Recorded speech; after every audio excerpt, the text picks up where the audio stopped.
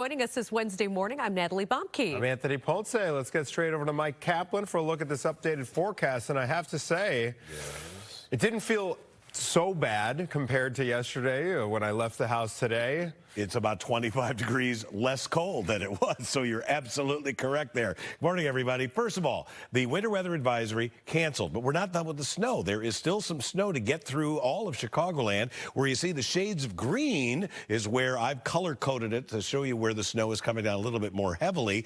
This is going to cross the area over the next couple of hours and may lay down an inch of accumulation. So even though not that much has happened yet, we're not quite done with it. It's not a big snowstorm by any stretch, but I think we'll still see a little bit of snow, maybe at 29 degrees at that time. Then some peaks of sun this afternoon. It will be breezy, but let's take those low 30s, a welcome change, especially when you see where the numbers are headed in a couple of days. Where are you headed this morning, Gabriella? Where are the big mishaps? You know, Mike, luckily we saw those two crashes. One was on the outbound side of the Kennedy and one was on the southbound side of 355 near I-88. Those two crashes on our expressways, tollways have cleared. Now we have one closure due to a fire over on the northwest side. I'll give you more information about that here in a second. Another crash that's more minor. It's on near Winfield's on those off the expressway, so on those side streets. That's what I'm trying to say.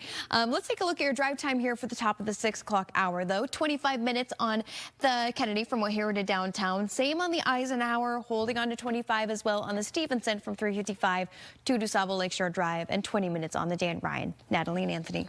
All right, thank you very much, Gabby. Appreciate it. People heading into work need to be careful with snow. It is moving across the area. Roseanne Tejas shows us how things look this morning. Well, there has been some light snow in the area. We see it here in Lake Forest, a coating of snow on the cars. Although the roads look pretty good, there is snow on the ground. And we have also seen some video from Deerfield Road looking southeast over the tri-state where you can see a light coating of snow in that area. Salt trucks and plows are on the roads, most of them driving to the north to some private jobs up there. While we're not seeing a large accumulation, it has snowed 8 days in a row in the Chicago area, making this a very snowy start to 2026. We talked to an Indiana man headed to Plymouth, Wisconsin. He was relieved there wasn't a lot of snow on the roads today, but concerned about the extreme cold on the way. Yes, ma'am. I'm going up towards Plymouth, so hopefully the roads will be clear, but it likes to snow up that way quite a bit, so we'll see how it goes. Oh, Mike Kaplan tells us the snow will be over by daybreak, and then get ready for that 1-2 punch because we are expecting that extreme cold to return Friday and Saturday. In Lake Forest, Roseanne Tejas, Fox Chicago.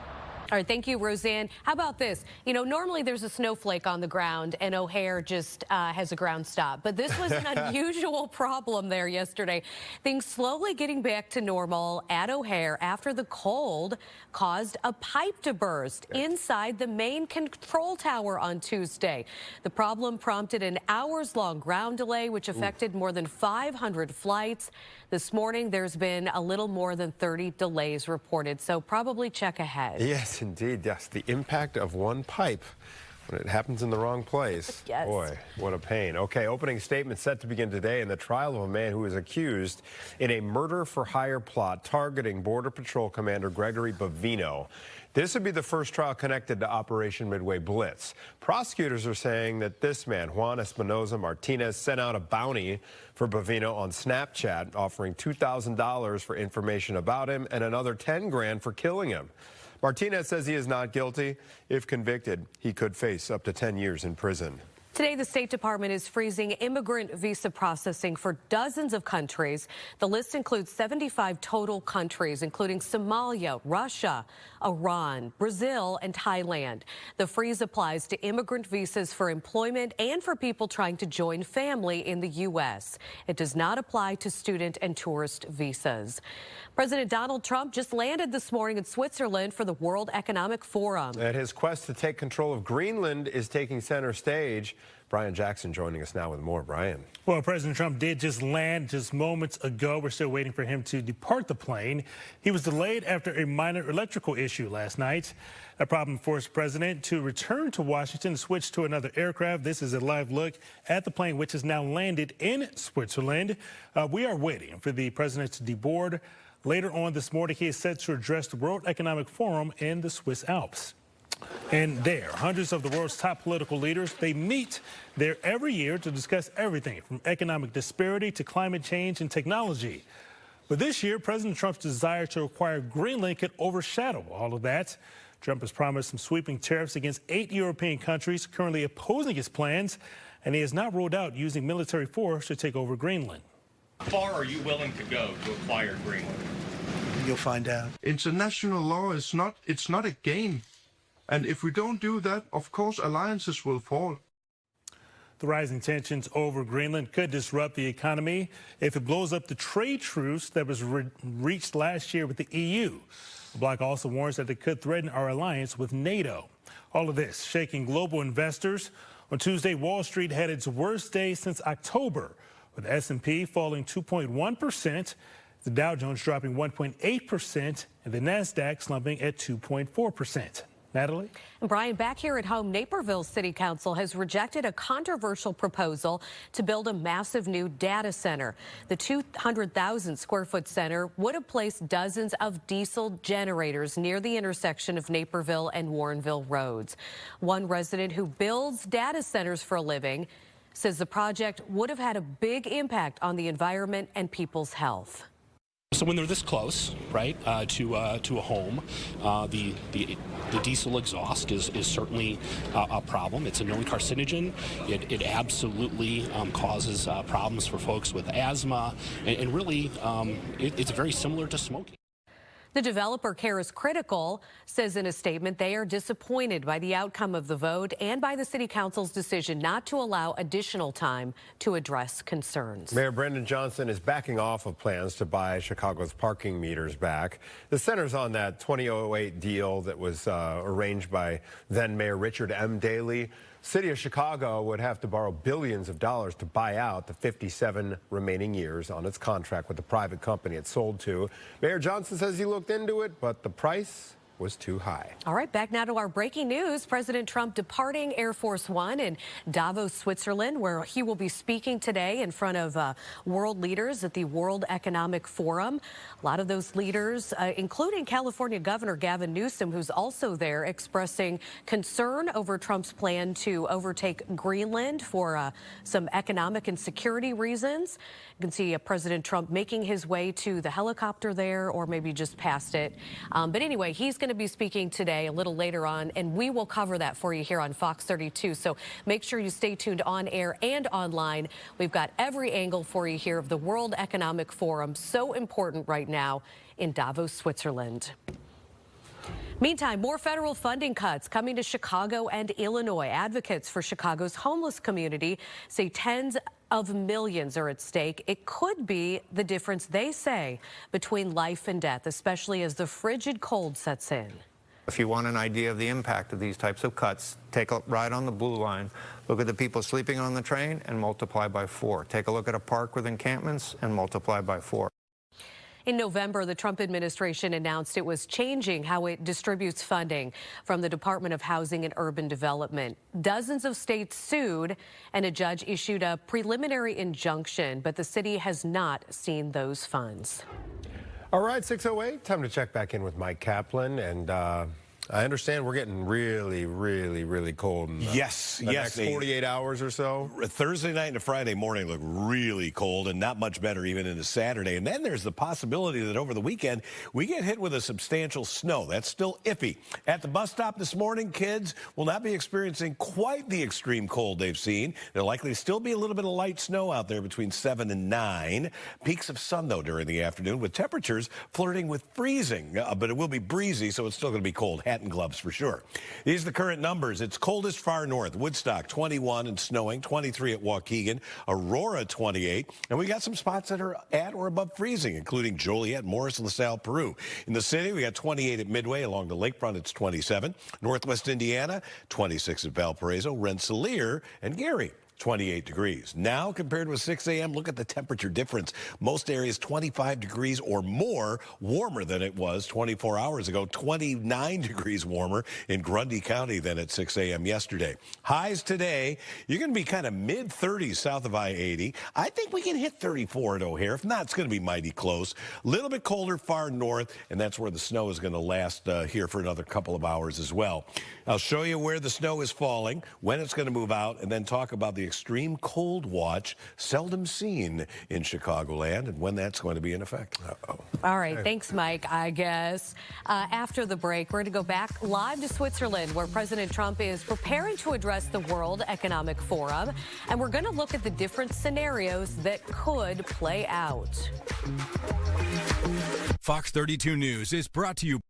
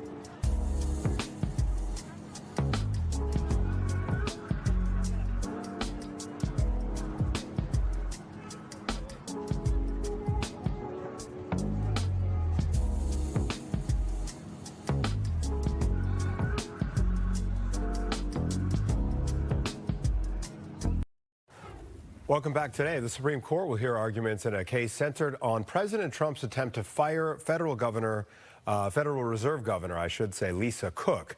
The White House accused Cook of mortgage fraud. She has not been charged. The Supreme Court will decide whether the president has the authority to remove her. Federal Reserve Chair Jerome Powell is expected to attend today's hearing in a rare show of support. New this morning, Israeli Prime Minister Benjamin Netanyahu says he is joining President Donald Trump's Board of Peace. The board, which is chaired by Trump, was originally meant to be a small group of world leaders overseeing the Gaza ceasefire plan. The president has since extended invitations to dozens of nations. The UK, Russia, and European Union have yet to respond to them.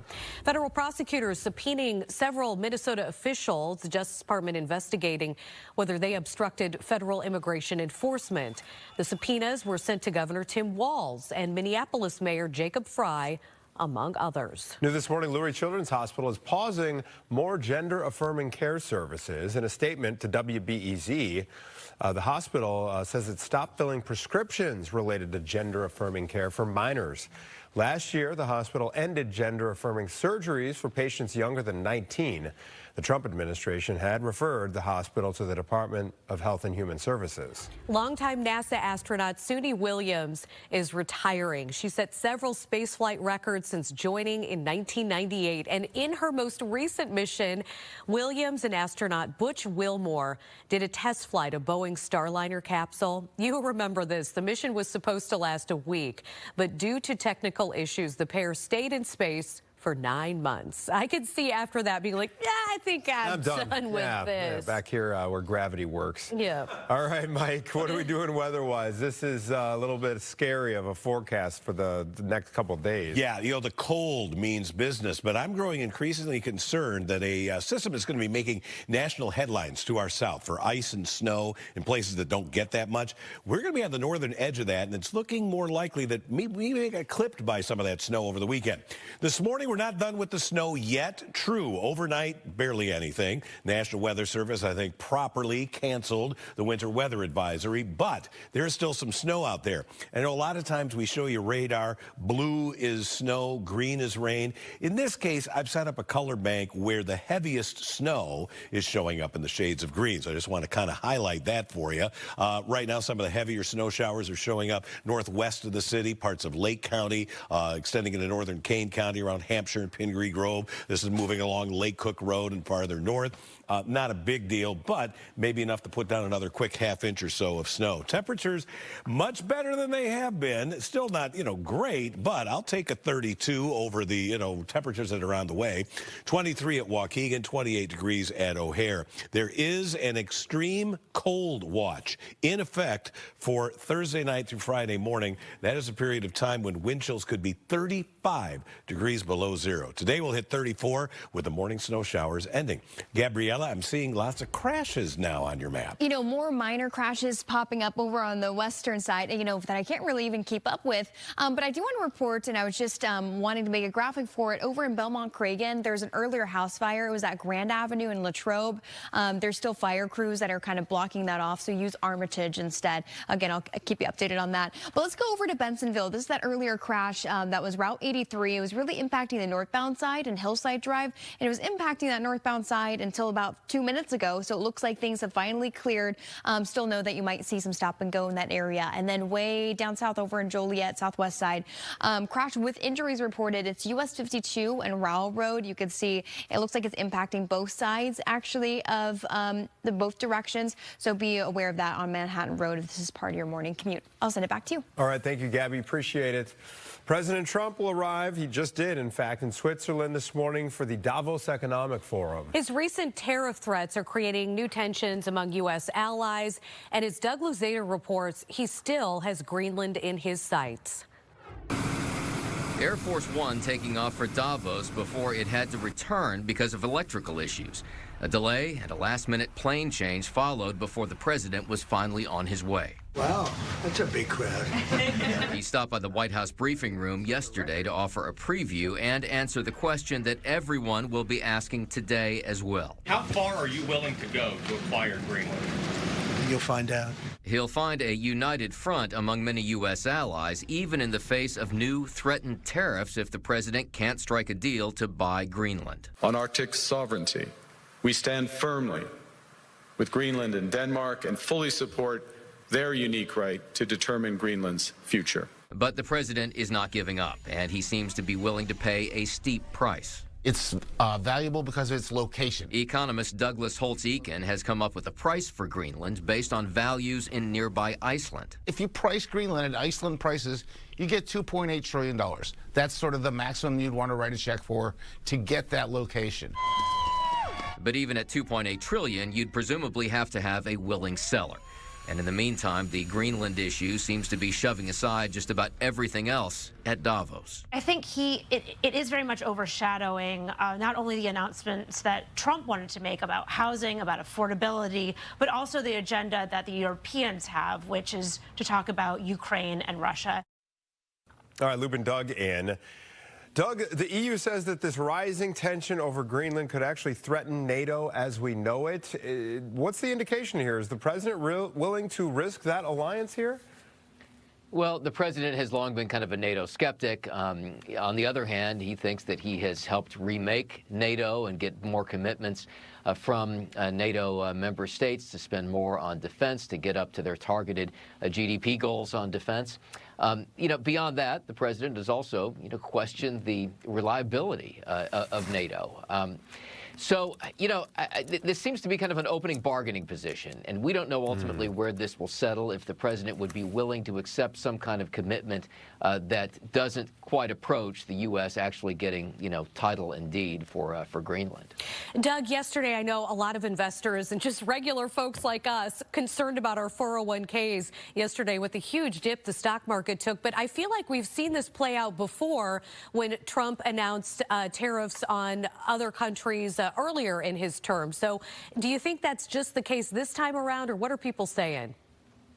Yeah, the markets have generally kind of learned to take kind of a deep breath when it comes to the president announcing new tariffs. I mean, that has kind of been the case since the first wave of tariffs were announced, and there was a huge market reaction.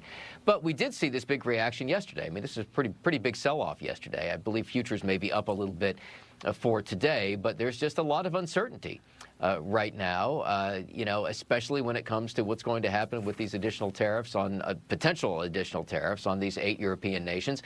And we don't know what the Supreme Court's going to do as far as the president's ability to impose these tariffs. Yeah, we're standing by for that decision as well. Doug, thank you for the update from Washington. Appreciate it, sir. Thank you. All right, a new study shows that airlines have a lot to gain from weight loss drugs. Millions, in fact. We will lay out these unusual findings next. Fox 32 News.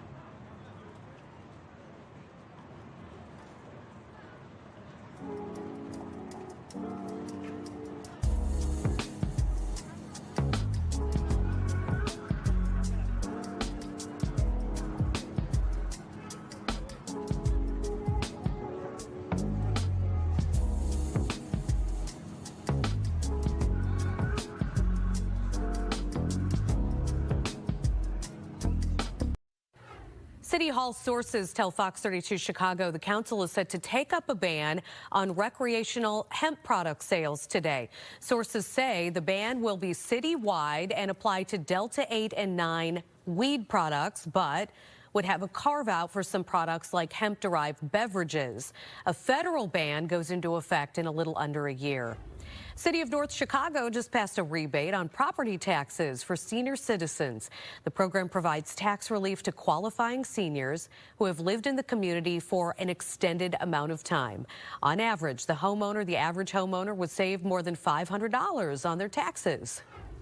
If you live in Northwest Indiana, you may be concerned about your recent utility bills. NIPSCO appears to be raising costs. Here's an example. From May 2024 to May 2025, this particular gas bill went from $33 up to $153, despite the usage going down. Part of that comes from a so-called delivery charge. Kelly Hicks is from Hamlet. She says she decided to get a second job due to this big increase.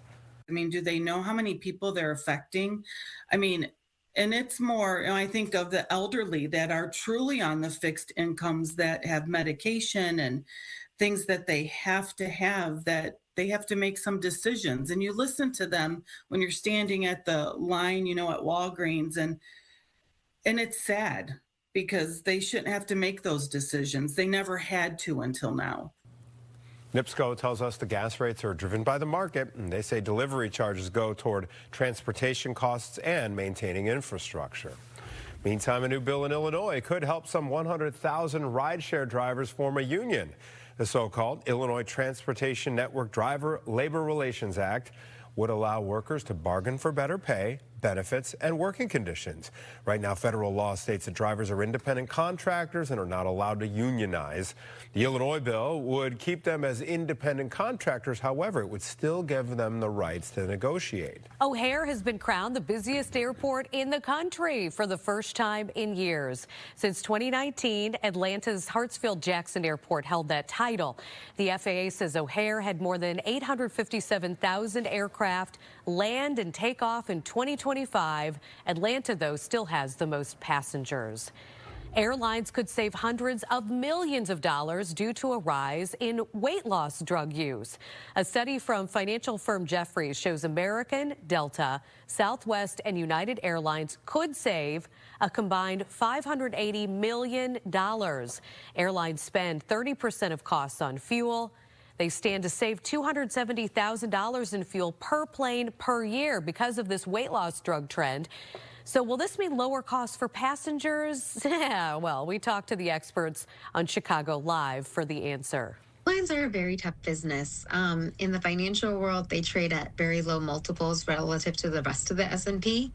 And that's because the volatility they have in their earnings outlook, their high costs. So don't expect much. But what we do see is airlines trying to offer passengers more. In a separate study we did, not published in this report, we expect U.S. seat capacity to increase by 7% for any sort of premium offering. That includes business class, premium comfort, to extra legroom. Right now, Novo Nordisk, that's the company behind Wegovy, is working on a pill version of GLP-1 drugs so customers don't have to take the shots. It was approved by the Food and Drug Administration last month. Mike? You were talking earlier about the utility bills going up, and we're going to be using more gas to heat the house because extreme cold is likely here, headed later this week. I'll show you where the extreme cold watch is in effect and the latest on the radar when we come back. Fox 32.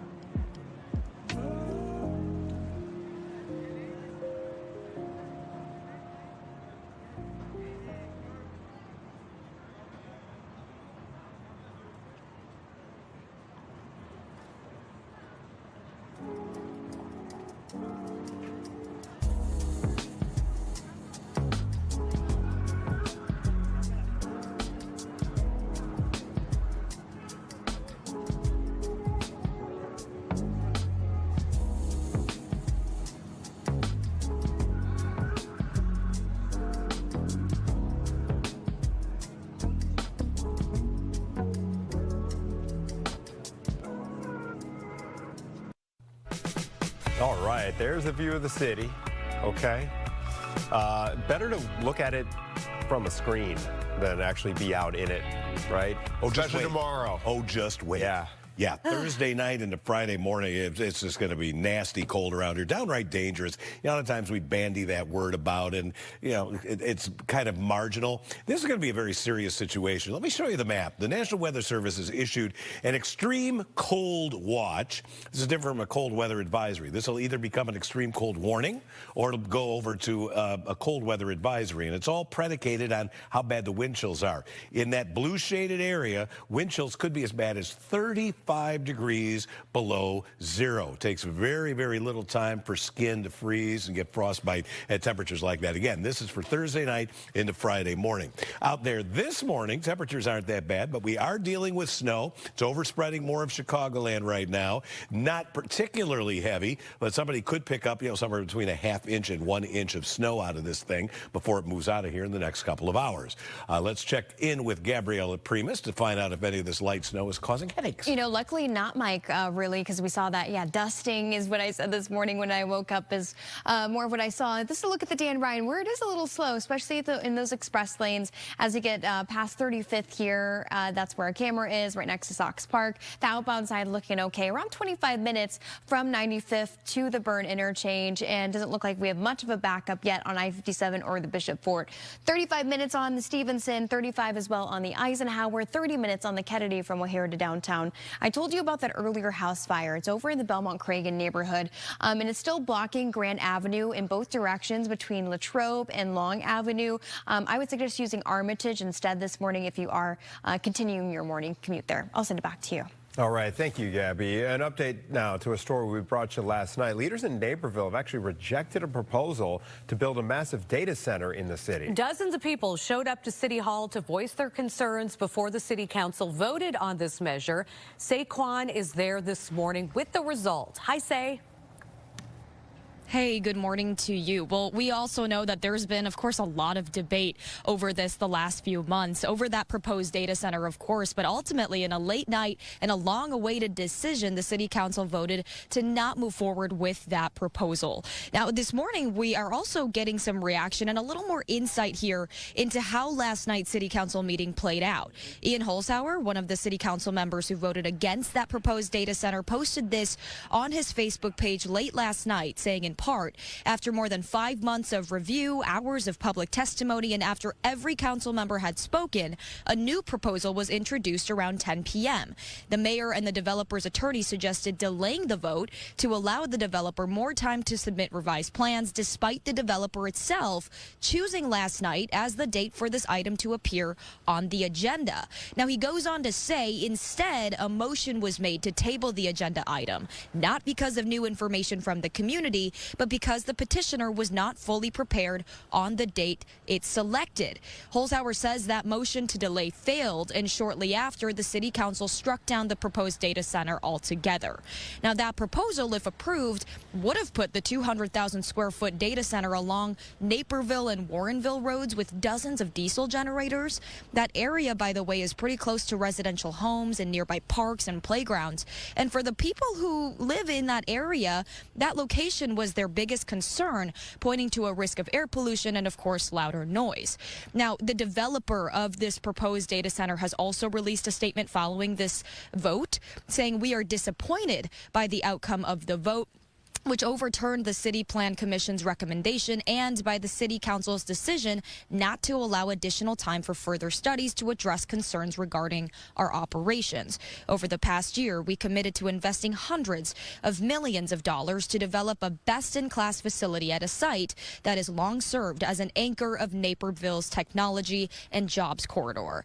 Now, the City Council did say late last night that the developer could file a lawsuit if that permit wasn't approved. We also heard from the City Council, and they were saying that something else would still be built on that site, even if it's not that data center. I have reached out to the City Council for more information on this. Still have not yet heard back. Guys, back to you. Okay, Say, thank you very much for that update at 6:35. Opening statements are set to begin today in the trial of a man accused in a murder-for-hire plot that targeted, allegedly, Border Patrol Commander Gregory Bovino. This would be the first trial connected to Operation Midway Blitz. Prosecutors say that Juan Espinoza Martinez sent out a bounty for Bovino via Snapchat, offering $2,000 for information about him and another $10 grand for killing him. Martinez says he is not guilty here. If convicted, he could face up to 10 years in prison. Today, the State Department is freezing immigrant visa processing for dozens of countries.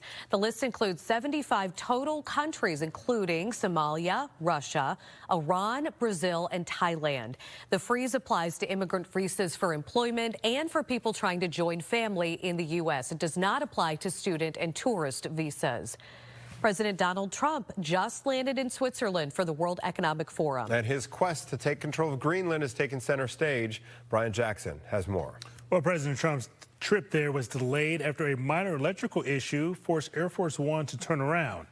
Hundreds of the world's top political leaders, they meet in Davos, Switzerland every year in order to discuss everything from economic disparity to climate change and technology. But this year, President Trump's desire to acquire Greenland could overshadow all of that. The president has promised sweeping tariffs against 8 European countries who oppose his plans and has not ruled out using military force. How far are you willing to go to acquire Greenland? You'll find out. International law is not a game. And if we don't do that, of course, alliances will fall. The rising tensions over Greenland could disrupt the economy if it blows up the trade truce that was reached last year with the EU. The bloc also warns that it could threaten our alliance with NATO. All of this is shaking global investors. Wall Street had its worst day since October on Tuesday. The S&P falling 2.1%, the Dow Jones dropping 1.8%, and the NASDAQ slumping 2.4%. Okay, Brian, thank you. Mayor Brandon Johnson backing off plans to buy Chicago's parking meters back. We alluded to this possibility yesterday, and it all centers around that 2008 deal that was orchestrated by Mayor Richard M. Daley. The city of Chicago would have to borrow billions of dollars to buy out the 57 remaining years on its contract with the private company that it sold to. Mayor Johnson says he looked into it, but it simply was too expensive. 57-year contract. Yep. We're in for the long haul, Yeah, Natalie. I would say so. Things are slowly getting back to normal at O'Hare International after the cold caused a pipe to burst in the worst place possible inside the main control tower on Tuesday. The problem prompted an hours-long ground delay, which affected more than 500 flights. This morning, there's been a little more than 30 delays reported, but obviously still a backup there. More federal funding cuts coming to Chicago and Illinois. Advocates for Chicago's homeless community say tens of millions of dollars are at stake, and it could be the difference between life and death, especially as the frigid cold sets in. If you want an idea of the impact of these types of cuts, take a ride on the blue line, look at the people sleeping on the train and multiply by 4. Take a look at a park with encampments and multiply by 4. In November, the Trump administration announced it was changing how it distributes funding from the Department of Housing and Urban Development. Dozens of states sued, and a judge issued a preliminary injunction, but the city has not seen those funds.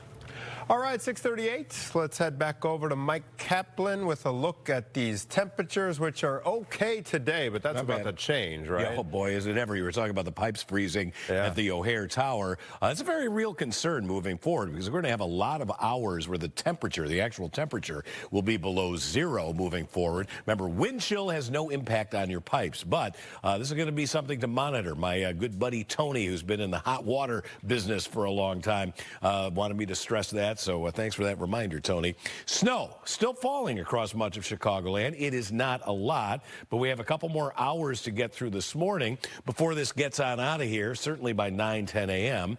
The rest of the day will be characterized by a mixture of clouds and sun and temperatures that aren't really that bad. They'll be a little colder north, a little warmer south. Tonight, some gusty snow showers will pass through the area. This is the view at about 8 o'clock. And it's hit and miss stuff, maybe a ½ inch or so of accumulation, but it may look fairly impressive because of the gusty winds. Now, during the day tomorrow, it's going to be cold, but the actual Arctic front's going to hit late in the day. And with that, maybe another snow shower, not expecting any big accumulation, but the cold that comes in behind that is serious. We will have lows below 0 Thursday night and Friday morning, and Friday night into Saturday morning. I I think on Friday we don't ever get above 0 around here. And Natalie, we've got to talk about the possibility of sticking snow here over the weekend. More on that. Do we have to talk about it? We have to talk about it. All right. Thank you, Mike. Plenty more to come for you here on Good Day Chicago. A new unexpected side effect of Ozempic and other weight loss drugs. We're going to break down a new study showing its impact on the airline industry.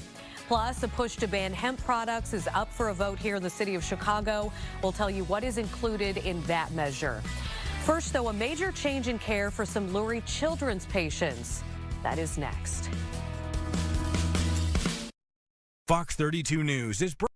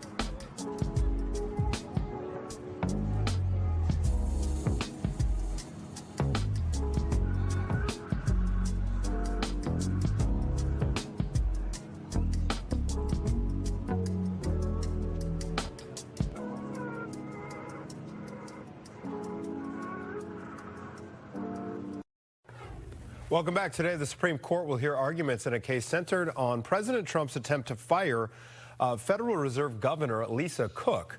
The White House accused Cook of mortgage fraud. She has not been charged here. The Supreme Court will decide whether the president has the authority to remove her. Federal Reserve Chair Jerome Powell is expected to attend today's hearing in a rare show of support. New this morning, Israeli Prime Minister Benjamin Netanyahu says he has agreed to join President Donald Trump's Board of Peace. The board, which is chaired by Trump, was originally meant to be a small group of world leaders overseeing the Gaza ceasefire plan. The president has since extended invitations to dozens of nations.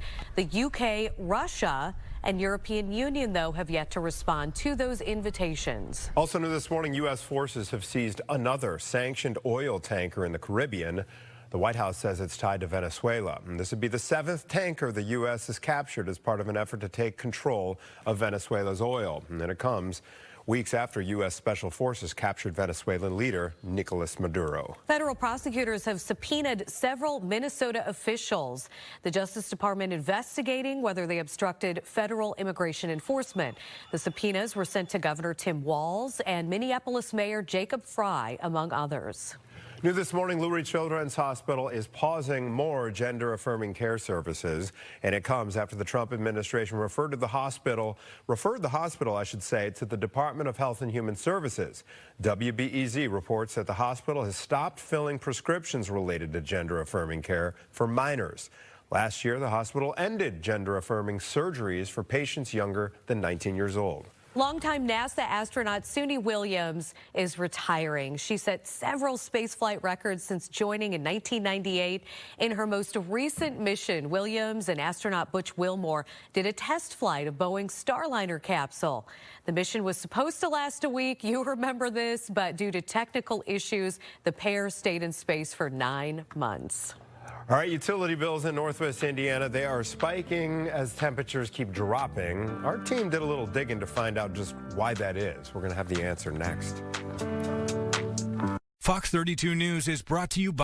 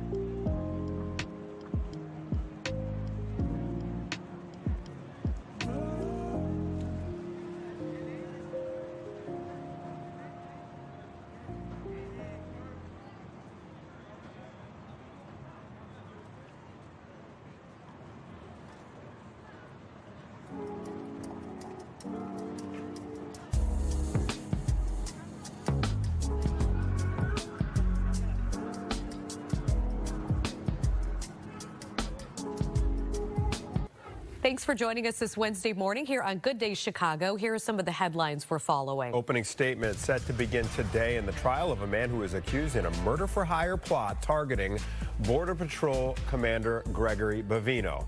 Prosecutors say that Juan Espinosa Martinez sent out a bounty for Bovino via Snapchat. He has pleaded not guilty. Naperville City Council has rejected a controversial proposal to build a massive new data center. The 200,000 square foot center would have placed dozens of diesel generators near the intersection of Naperville and Warrenville roads. Today, the State Department is freezing immigrant visa processing for dozens of countries. The list, I should say, includes 75 total countries. This freeze applies to immigrant visas for employment and for people trying to join their family members here in the U.S. It does not apply to student or tourist visas. City Hall sources tell Fox 32 Chicago that a city council is set to take up a ban on recreational hemp product sales today. Sources say the ban will be citywide. It'll apply to Delta 8 and 9 weed products, but would have a carve-out for some products like hemp-derived beverages. A federal ban goes into effect in a little under a year. City of North Chicago just passed a rebate on property taxes for senior citizens. The program provides tax relief to qualifying seniors who have lived in the community for an extended amount of time.